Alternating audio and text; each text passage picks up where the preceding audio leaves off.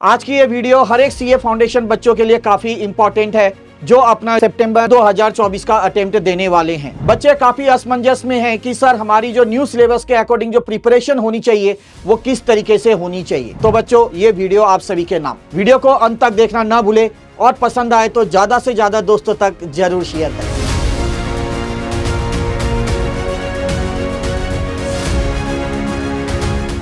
जय श्री श्याम दोस्तों। बच्चों जैसे कि आप सबको पता है सितंबर 2024 का जो अटेम्प्ट है न्यू सिलेबस के अकॉर्डिंग ये आप सभी का अटेम्प्ट रहने वाला है। तो किस तरीके से आपको तैयारी करनी है चारों पेपर की आज मैं इस वीडियो के माध्यम से डिटेल में बताने वाला हूं। बच्चों एक चीज आपको याद दिला दूं, अगर मैं दिसंबर 2023 अटेम्प्ट की बात करूं तो वहां पे दो पेपर थे, ठीक है, paper number 2 and paper number 4। अगर पेपर नंबर 2 की मैं बात करूं तो वहां पे लॉ एंड बीसीआर था। बीसीआर की सहायता से कहीं ना कहीं आपको मदद होती थी जिसके कारण आप पेपर नंबर 2 आसानी से निकाल सकते थे। उसी तरीके से पेपर नंबर 4 में इकोनॉमिक्स एंड बीसीके वहां पे आपकी जड़ी बूटी की तरह काम करता था और आपके जो एग्रीगेट मार्क्स हो या टोटल मार्क्स अगर हम कहें तो उसको बढ़ाने में मदद करता था। तो अब ये बच्चों पेपर नंबर 2 से आपका बीसीआर हट चुका है और पेपर नंबर 4 से आपका बीसीके हट चुका है। दैट मीन्स अब जो लॉ का पेपर है जो कि पहले ही आपको मुश्किल लगता था बच्चों अब वो पूरा 100 मार्क्स का हो गया है। उसी तरीके से इकोनॉमिक्स जो बिजनेस इकोनॉमिक्स है वहां से बीसीके हट चुका है। अब तो अब इकोनॉमिक्स जो है आपका पूरा वो 100 मार्क्स का रहने वाला है, ठीक है। तो किस तरीके से आपकी तैयारी होनी चाहिए खास करके इन दो पेपर की और इसके साथ साथ अकाउंट्स की जिसके अंदर कुछ चैप्टर्स ऐड हुए हैं, ठीक है, और इसी तरीके से बच्चों जो पेपर नंबर 3 है उसमें भी कुछ चीजें ऐड हुई हैं। तो किस तरीके से तैयारी होगी सारी मैं आपको डिटेल में एक एक करके बताने वाला हूं। तो चलिए सबसे पहले स्टार्ट करते हैं हम लोग अकाउंट से। तो अगर मैं बात करूं बच्चों how to prepare new syllabus सितंबर 2024 अकाउंट्स की बात अगर करूं तो सबसे पहले बच्चों आप लोगों ने ये चैप्टर्स करने हैं जो मैं आप लोगों को यहां पे बता रहा हूं।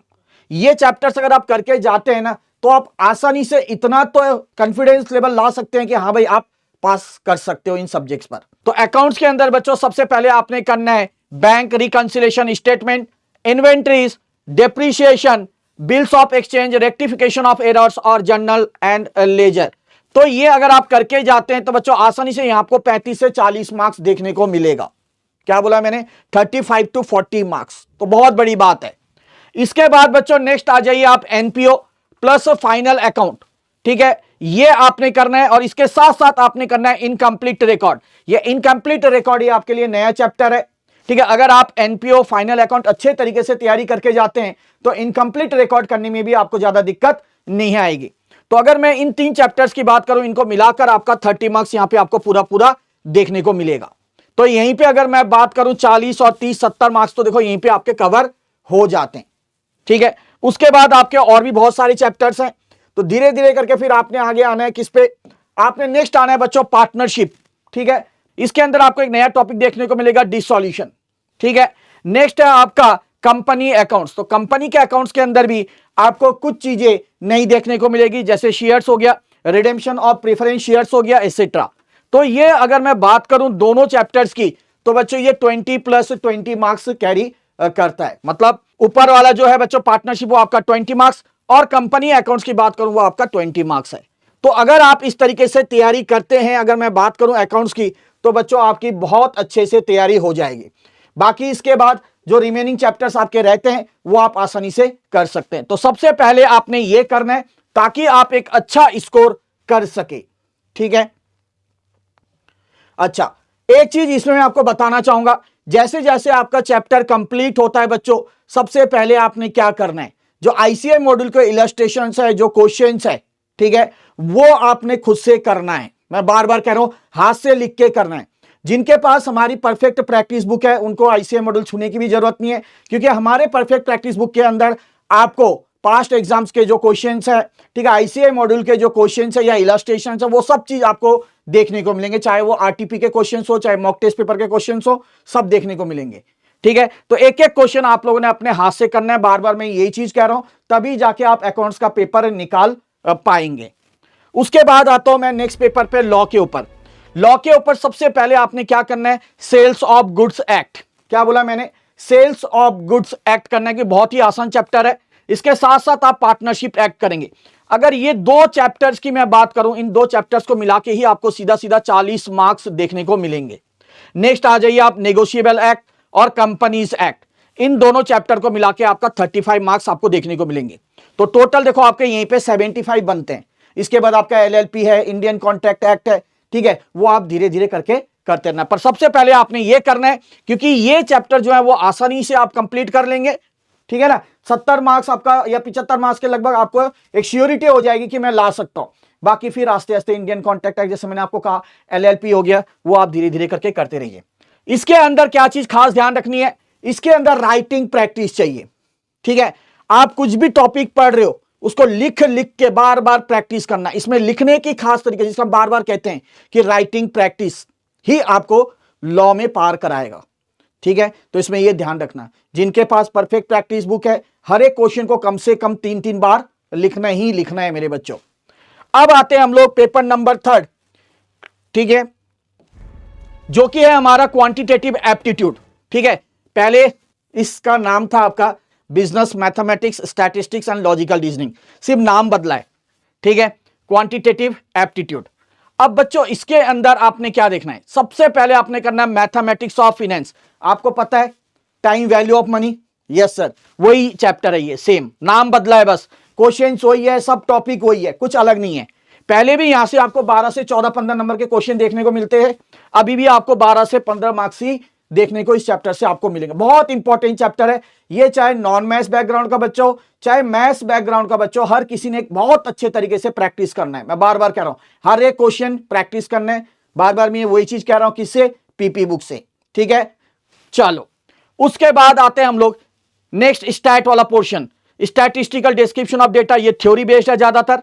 नेक्स्ट आएगा measure of central tendency and dispersion, ठीक है, और आएगा सैंपलिंग। ये सैंपलिंग नया यूनिट ऐड हुआ है आपका स्टैटिस्टिकल डिस्क्रिप्शन ऑफ डेटा के साथ। ये टोटली थ्योरी बेस्ड है ज्यादातर, 90 to 95% यहां पे आपको थ्योरी देखने को मिलेगा। तो यहां से आपको 20 मार्क्स आपको सीधा सीधा देखने को मिलते हैं। उसके बाद बच्चों और भी है स्टैट्स के अंदर, correlation and regression, totally formula based है, यहां से 5 मार्क्स आपका देखने को मिलेंगे। इंडेक्स नंबर, यहां से भी थ्योरी पूछी जाती है, लगभग आपके 5 मार्क्स के, ठीक है। और उसके बाद लास्ट आपका रह गया लॉजिकल रीजनिंग, जो कि आपका 20 मार्क्स का देखने को मिलता है। तो अगर मैं यहां पे टोटल कैलकुलेट करूं, 20 और 10 30, 30 और 20 50 और 60 और 65, तो देखो 65 तो यहां पे आपका आराम से आ रहा है, 60 to 65। इसके बाद और भी चैप्टर्स है, जैसे रेशियो प्रोपोर्शन, है ना, 5 से 6 मार्क्स लगा लो। उसके बाद आपका इक्वेशंस हो गया, सीक्वेंस एंड सीरीज हो गया, ये चैप्टर भी हर कोई कर सकता है। बट सबसे पहले आप लोगों ने इस तरीके से इसको करना है तैयारी। इसके लिए ही मैंने आपको क्या कहा कि जैसे जैसे आपका चैप्टर कंप्लीट होता है, ठीक है, प्रैक्टिस करनी है खूब दबाकर, और टेस्ट देना है। टेस्ट तो चाहे वो अकाउंट्स की बात करूं, लॉ की बात करूं, या मैं मैथ्स की बात करूं, सब में जब आपकी प्रैक्टिस हो जाएगी या पीपी बुक के क्वेश्चंस हो जाएंगे, आप लोगों ने क्या चैप्टर वाइज टेस्ट जरूर देना है। अभी स्टार्टिंग ही क्या होता है, चैप्टर वाइज टेस्ट दो, है ना। जब आपका ये 2-2.5 महीने पूरा हो जाएगा कंप्लीट, उसके बाद आप लोगों ने फुल कोर्स टेस्ट देना स्टार्ट करना है। बट अभी फिलहाल आप लोग चैप्टर वाइज टेस्ट देंगे। उसके बाद आते हैं बच्चों आखिरी पेपर, जो कि हमारा बिजनेस इकोनॉमिक्स पेपर नंबर 4। पहले बीसी के हुआ करता था, अब वो हट चुका है। बिजनेस इकोनॉमिक्स अब सबसे टफ बन गया, जो कि सबसे इजी पेपर माना जाता था। इसके अंदर अब पता है, पहले से माइक्रो करते थे, अब क्या हो गया, माइक्रो भी हो गया, मैक्रो भी हो गया, और इंडियन इकोनॉमी का कुछ पार्ट भी आ गया है, ठीक है। तो आप लोगों ने घबराना नहीं है, आपने माइक्रो से ही स्टार्ट करना है। क्या बोला मैंने, माइक्रो से। तो माइक्रो के अंदर मैं 3 चैप्टर बताऊंगा जो आपने अच्छे से करनी तैयारी। Theory of demand and supply, next है theory of production and cost, और तीसरा है हमारा price determination in different markets, ठीक है। ये अगर मैं बात करूं theory of demand and supply की, ये 10 मार्क्स का है। Theory of production cost 10 marks का, और price determination in different market की बात करूं तो 15 मार्क्स का। तो ये आपका 10 20 30 और 35 ये हो गया, मान लो 35, ठीक है। उसके बाद आ जाओ बच्चों आप लोग मैक्रो इकोनॉमिक्स में।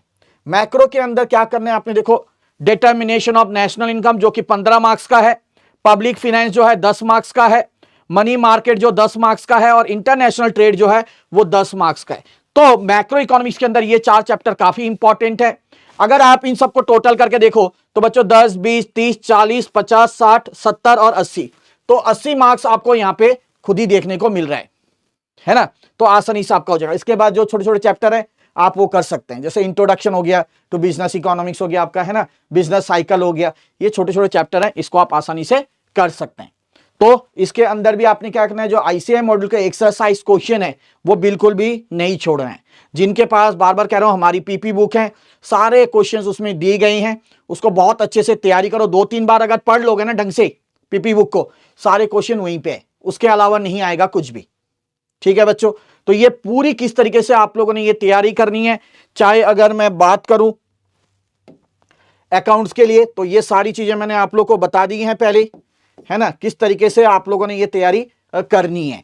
उसके बाद अगर मैं लॉ की बात करूं तो मैंने खास करके आपको बोला ये सारे चैप्टर्स पहले करने, इनके अंदर राइटिंग प्रैक्टिस जरूर रखना है अपने, और उसके बाद आपने टेस्ट देना है, ताकि आपकी गहराई पता चल जाए कि हाँ भाई कहां तक आप पहुंचे। उसके बाद पेपर नंबर 3 में किस तरीके से कौन से चैप्टर पहले उठाने हैं, किस तरीके से आपने तैयारी करनी है, ये सारी चीज बताई मैंने आपको। और आखिरी में बताया कि जो पेपर नंबर 4 है वो क्यों टफ हो गया है आपका, क्योंकि इसके अंदर अब आपको माइक्रो ही नहीं बल्कि मैक्रो और इंडियन इकोनॉमी भी देखने को मिलेगा। ठीक है, तो ये सारी चीज मैं आपको बता चुका हूं। बच्चों जिन्होंने अभी तक, ठीक है, कोर्स में एनरोल नहीं किया है, उनके लिए मैं एक स्पेशल अनाउंसमेंट देना चाह रहा हूं कि हमारा न्यू बैच जो है वो स्टार्ट होने जा रहा है। ठीक है, जिसके अंदर बिल्कुल जीरो लेवल से पढ़ाया जाता है, इसके अंदर क्वेश्चन से प्रैक्टिस कराई जाती है, आप लोग के डाउट्स लिए जाते हैं, आप लोग के लिए टेस्ट कंडक्ट किया जाता है, सब कुछ है। तो मौका मत गवाओ, अभी भी टाइम है। बाद में फिर आप लोग रोते हो कि सर 2 महीने पहले कहते हो कि सर कोर्स लेना है, अब क्या करूं, पास हो जाऊंगा। तो अभी भी मौका है, ज्यादा समय नहीं गया बच्चों। लिंक आपको डिस्क्रिप्शन में दिया गया है, फटाफट जाइए और कोर्स में एनरोल कीजिए। मिलते हैं बच्चों आप सभी से क्लास में, तब तक के लिए जय श्री श्याम।